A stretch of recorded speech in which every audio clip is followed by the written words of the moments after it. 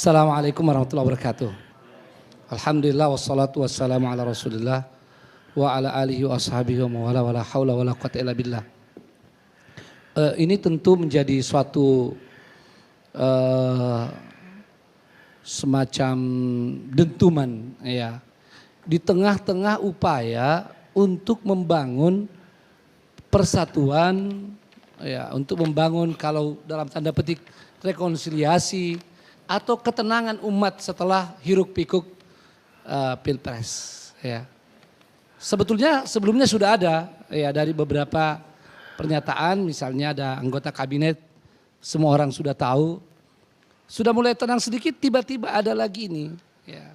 Sehingga ada saja orang-orang yang, ya saya katakan ada orang-orang, saya sih jarang ngomong kalau termasuk di medsos, ada yang mengatakan bahwa ini jangan-jangan memang rezim agak bingung nih gimana memilih pejabat. Ya, ada yang bilang seperti itu. Tapi kita fokus kepada pernyataan Pak Yudian. Ya. Termasuk dengan ralatnya. Itu kan jelas-jelas pernyataan itu, dan nanti tolong kalau ada ahli semantik lah ya. Itu sudah terpotong seperti kata Prof. Suteki tadi. Jelas pernyataan itu. Katanya lihat konteksnya. 39 menit saya terpaksa nih, walaupun sangat sibuk, lihat lagi dari awal. Ya. Itu tidak ada kaitannya, semua penjelasan itu tidak berkaitan. Kalau halusnya ini seperti di waktu kita masuk perguruan tinggi, pernyataan salah, alasan salah dan tidak ada hubungan. Ya. Yang agak sedikit bombastis anak muda katakan, jaka sembung bawa golok, tidak nyambung titik-titik ya. Jadi saya kira sangat jelas ralat itu pun ya sebetulnya lebih banyak seperti kata orang ngeles ya. Iya ngeles saja. Lebih bagus kalau insyaplah ya wahai manusia jika dirimu bersalah. Ya, cuma memang di negeri kita ini kalau ada yang seperti itu ya, pertama mahal. Yang kedua takut, kalau insyaf, minta maaf, bersalah, tiba-tiba harus diganti. Padahal itu kan bagian dari resiko. Karena kita sudah terjangkiti penyakit materialisme akut. Ya, nilai-nilai itu tidak lagi begitu berharga. Kadang kita malu sama orang Jepang. Saya mohon maaf, saya juga ini pernah mengajar di Jepang 5 tahun. Mengajar Pak Karni. Ya. Kita malu sama mereka. Jabatan setinggi Perdana Menteri, ya mereka bisa kalau salah mengaku minta maaf, ya dan mundur, ya itu kan resiko. Apalagi kalau jabatan sebagai kepala BPIP, dan saya lihat di awal-awal itu juga disampaikan ini seolah-olah sebagai sebuah kesadaran, ya tidak lagi mengejar dunia. Tapi kalau orang membaca, orang awam akan melihat. Ini kira-kira satu dari dua nih. Mungkin ada kepentingan tertentu, mau menyenangkan orang tertentu, ingin mendapat pengakuan lebih. Atau yang kedua dari alam bawah sadar. Iya, dan itu kan akan dilihat dari bagaimana track record seseorang. Kalau seseorang itu sudah terbiasa kontroversi, ya saya tidak usah ulang-ulang karena waktu berharga. Maka itu bisa terjadi di alam bawah sadar. Maka sesuatu yang tidak nyambung bisa masuk. Kalau ada orang-orang ilmiah saja lihat, kok bisa? Iya, kesimpulannya ke situ dengan mengambil contoh kasuistis tadi itu. Dan saya sudah bilang di TV One juga di Apa Kabar Indonesia Malam. Ini kalau tidak capek kita ya dan tidak mau gaduh-gaduh, ini bisa dilaporkan lagi. Itu kan kesalahan dalam penilaian. Masa ijtima ya dinilai seperti itu. Mana dari ijtima itu yang menentang Pancasila? Sekali lagi ini jaka sembung bawa golok. Ya. Ijtima itu membahas masalah pilihan politik. Dan pilihan politik itu adalah sah dan sangat sah di negeri ini. Ya. Ini kadang-kadang kita heran. Ada orang mengajak kita, ayo kita main, ini aturannya yang fair gini. Kita ikuti permainannya.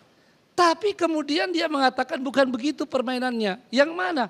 Ya pokoknya bukan begitu. Tafsirannya harus tafsiran saya. Maka banyak orang-orang yang seperti maling teriak maling. Dia yang radikal menuduh orang lain radikal. Dia yang tidak Pancasilais menuduh orang lain tidak Pancasilais. Kalau ada keberanian, saya dulu di ELC pernah bilang, kenapa kita tidak kembali seperti kehidupan pendiri negeri ini, ya, menjelang kemerdekaan dan kira-kira satu dekade, 10 tahun dari awal kemerdekaan. Ada dialog, ada diskusi, ada debat, ya, debat dengan perbedaan yang tajam, tetapi kemudian sampai pada persaudaraan, persatuan yang luar biasa.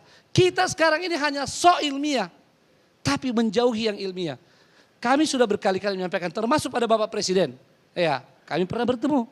Silakan Bapak, waktu periode pertama nih, bikin dialog nasional. Undanglah yang dianggap yang paling ekstrim. Mari bahas semua persoalan bangsa dimulai daripada hal mendasar. 4 pilar negara, Pancasila, Undang-Undang Dasar 45, Bhinneka Tunggal Ika, dan Negara Kesatuan Republik Indonesia. Saya ini alhamdulillah kiai, saya hafal juga semua itu. Ya. Jadi kadang-kadang orang memandang, ini kiai jenggotan, ini nggak ngerti ideologi. Mari kita bertemu. Saya sering bertemu dengan Romo Mangunkusumo. Sejak dari TVRI, alhamdulillah. Jelas kita kadang-kadang ada dialog, tapi tidak pernah ada masalah. Saya kalau bertemu, saya yang datang ke beliau. Kenapa? Saya lebih muda. Ya, saya selalu pada beliau. Ini yang kita mau bangun. Marilah sayangi negeri ini. Mari sayangi negeri ini. Para pejabat seperti Pak Yudian ini, kita mau tanya, apa benar sayang negeri ini? Apa tidak cukup hiruk pikuk kita di Pilpres? Dan kita di Majelis Ulama ini bayangkan, kenapa tidak keras pernyataan Sekjen MUI? Kita lagi mempersiapkan Kongres Umat Islam Indonesia di Bangka Belitung tanggal 26 sampai 29 Februari. Dan itu justru temanya meneguhkan ideologi Pancasila.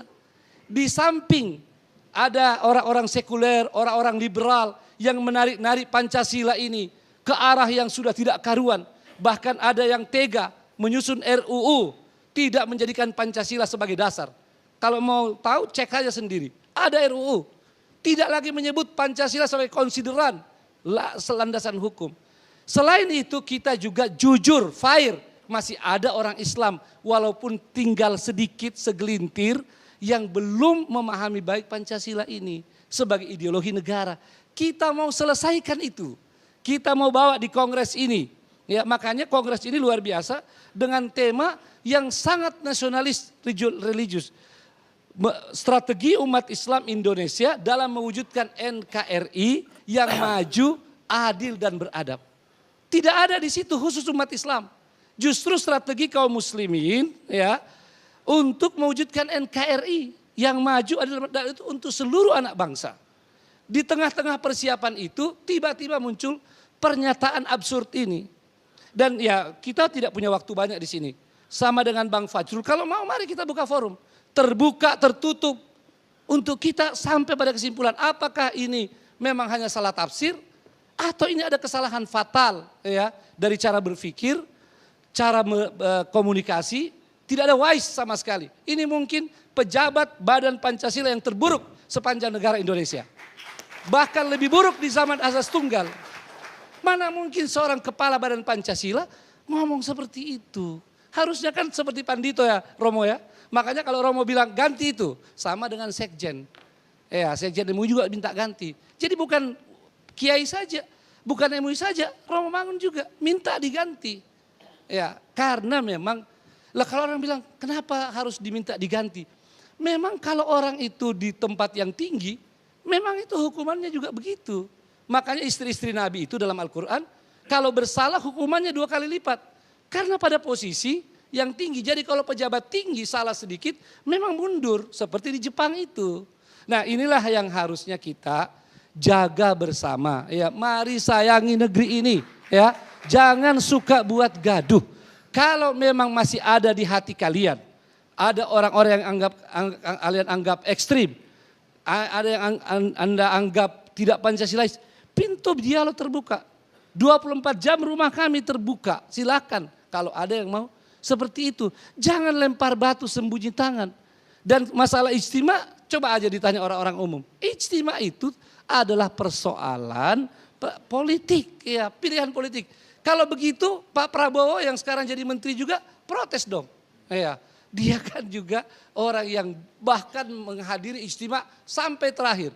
Ijtima ketika memprotes hasil yang dianggap curang, ya, itu Pak Prabowo juga hadir. Jadi jangan membuat kacau pemikiran anak bangsa kita. Marilah kita lurus-lurus, ya, sebab banyak PR kita. Marilah kita menjadi Pancasilais yang menyelamatkan negeri dalam ideologi, politik, ekonomi, budaya dan seterusnya, ya.